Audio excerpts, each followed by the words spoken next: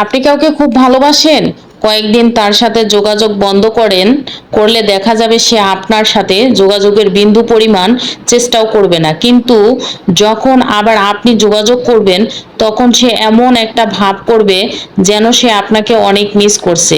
তখন আপনি ভাববেন যে সে হয়তো আপনাকে ভালোবাসে, কিন্তু আসলে না।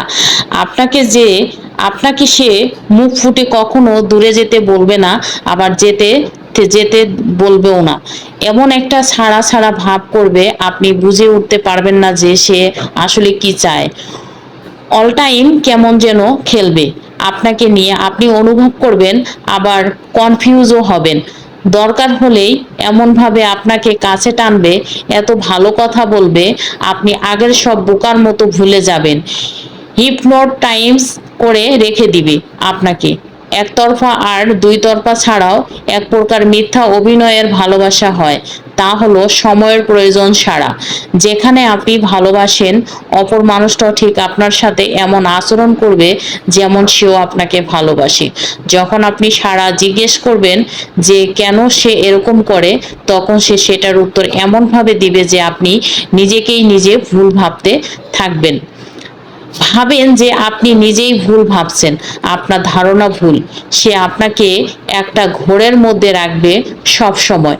এমন একটা ঘোর যেখানে আপনি প্রতি মুহূর্তে ভাবতে থাকবেন যে সে কি ভালোবাসে নাকি ভালোবাসে না।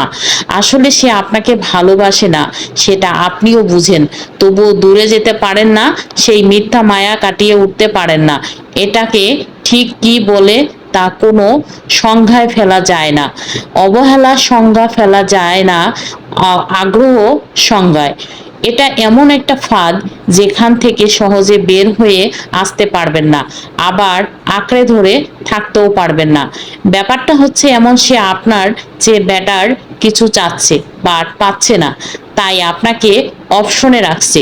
কাউকে পেলে আপনাকে সোজাসুজি বলে দিবে, আর হয়তো সে আপনাকে ভালোবাসে না এটা বলে সে নিজেকে ছোট করতে চায় না। সে চাচ্ছে দোষটা আপনার ঘাড়েই চাপুক।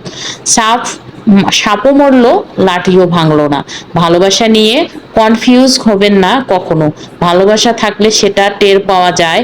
সে থাকতে থাকতেই তার মায়া থেকে বের হয়ে আসুন, যাতে হট করে সে চলে গেলে ধাক্কা সামলাতে পারেন। জীবন তো একটাই। আরেকটা কোথায় বলে রাখি, হিলিং ভেতর জমে থাকা আঘাত ও ইমোশনাল হিল করে আপনি হিলিং সেশন করে হলেও নিজেকে বাঁচতে দিন। তারপর অসহ্য লোকজনের ফাঁদ থেকে মায়া কাটিয়ে আসুন। কাউকে প্রচন্ড বিশ্বাস বা ভালোবাসলে কখনো বুঝতে দিবেন না আপনার ভালোবাসার তীব্রতা প্রতিটা ভালোবাসা গল্পের মোড়ে বদলে যায়। যখন অপর মানুষটা বুঝে যায় তাকে আপনি প্রচন্ড ভালোবাসছেন, যখন সে বুঝে যায় আপনি নিজের ভালো থাকা আর উপরে ডিফেন্ড করে ফেলেছেন, তখন সে আপনাকে ভালো থাকতে দিবে না। অনেকটা বড়শিতে টোপ দিয়ে মাছ ধরার মতন আপনি বড়শিতে গেঁথে গেছেন, বুঝেই সে বাঁশিটা ঝাঁকাবে, টানবে, আবার ছেড়ে দিবে। সে কিন্তু নিশ্চিত আপনি বাঁশিটা গলা থেকে বাইরে ফেলতে পারবেন না, আবার ভেতরে গিলতেও পারবেন না। আমরা সহজে যে পাই তা মূল্য দেওয়ার আমাদের স্বভাব নেই। শুনতে খারাপ লাগলেও এটাই বাস্তবতা, যে আপনার দুর্বলতা কেয়ারিং সম্পর্ক ভালো কিংবা দীর্ঘস্থায়ী কোনোটা রাখবেন না।